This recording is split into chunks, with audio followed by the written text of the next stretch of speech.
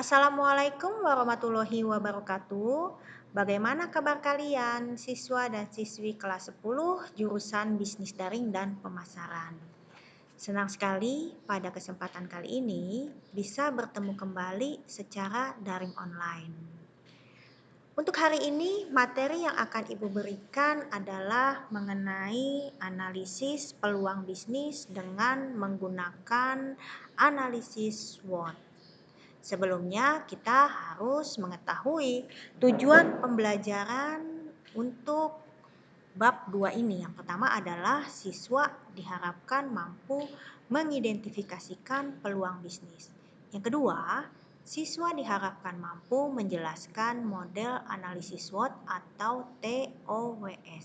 Yang ketiga, siswa mampu menetapkan analisis peluang bisnis.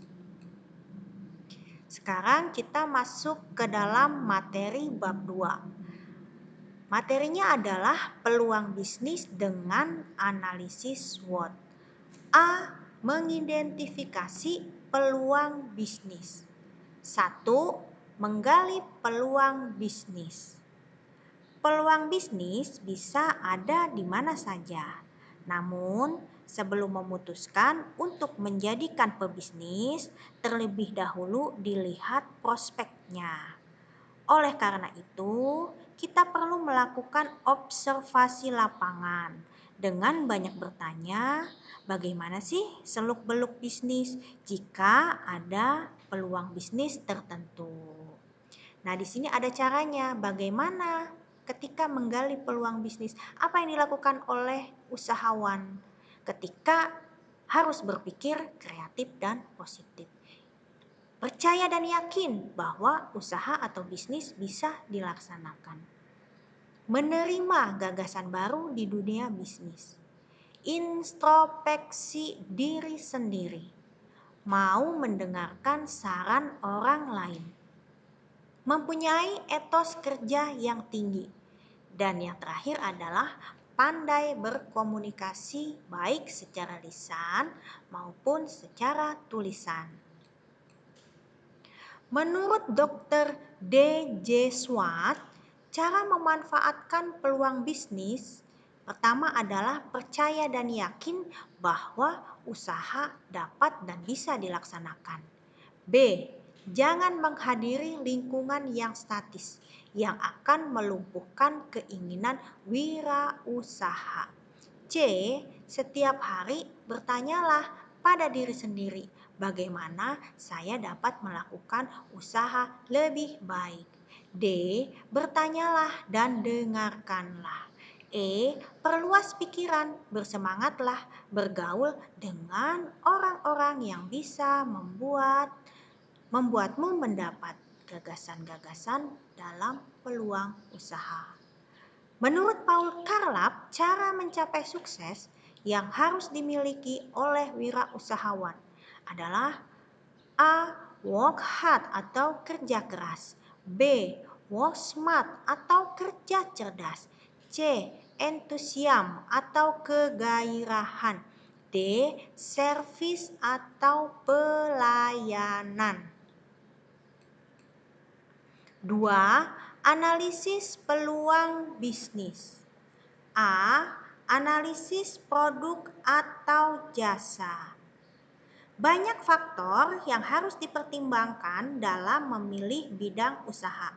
Di antaranya adalah sebagai berikut. Yang pertama, minat seseorang. Yang kedua, modal. Apakah sudah tersedia modal awal atau belum? Baik dalam bentuk tempat, uang, atau mesin. Yang ketiga, relasi. Apakah ada keluarga atau teman yang sudah terlebih dahulu menekuni usaha yang sama? 4. Pengaruh lingkungan sekitar. 5. Banyak sedikitnya permintaan masyarakat terhadap usaha yang dipilih. 6. Kecocokan antara kebutuhan masyarakat dengan jenis usaha. 7. Banyak sedikitnya pesaing. 8. adanya kemampuan untuk bertahan dan memenangkan persaingan. Nah, di sini ada berbagai macam peluang usaha. Yang pertama adalah jasa transportasi. Kedua, jasa kesehatan. Ketiga, jasa perbaikan. Keempat, jasa hiburan. Dan kelima, jasa penasehat hukum. B. Analisis terhadap minat dan daya beli konsumen. Jadi dengan cara melakukan observasi berupa pengamatan langsung ke pasar dengan wawancara atau dengan menyebarkan angket. B. Menjelaskan model analisis SWOT. 1. Pengertian analisis SWOT. S. Strength, yaitu kekuatan. Kekuatan apa yang dapat mendukung usaha yang kita jalankan? Weakness, W. Kelemahan. Apakah yang bisa menghambat kegiatan usaha? Jadi kelemahannya apa? O. Opportunity.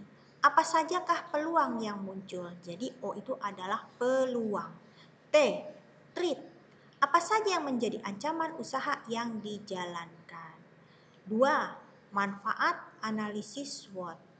Manfaatnya adalah sebagai alat untuk meminimalisasi kelemahan yang terdapat dalam suatu perusahaan, serta menekan dampak ancaman yang timbul dan harus dihadapi.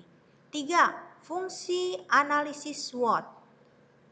Untuk melihat suatu topik ataupun permasalahan dari 4 faktor SWOT yang berbeda, sehingga hasil akhirnya berupa bentuk arahan ataupun rekomendasi untuk mempertahankan kekuatan dan menambah keuntungan dari segi peluang yang ada sehingga dapat membantu perusahaan untuk melihat sisi yang terlupa atau tidak terlihat selama ini. 4. Peranan analisis SWOT dapat membantu upaya penyusunan rencana yang matang, baik untuk jangka pendek maupun untuk jangka panjang. Nah, penerapan analisis SWOT ini dibagi menjadi 2 pendekatan, yaitu pendekatan kualitatif dan pendekatan kuantitatif. C. Menetapkan analisis peluang bisnis. 1. Menetapkan analisis produk atau barang. Dibagi lagi menjadi 3, yaitu barang primer, sekunder, dan tersier. Dalam menganalisis peluang bisnis, barang tujuannya adalah A. Meningkatkan jumlah penjualan. B. Mendayagunakan sumber produksi. C.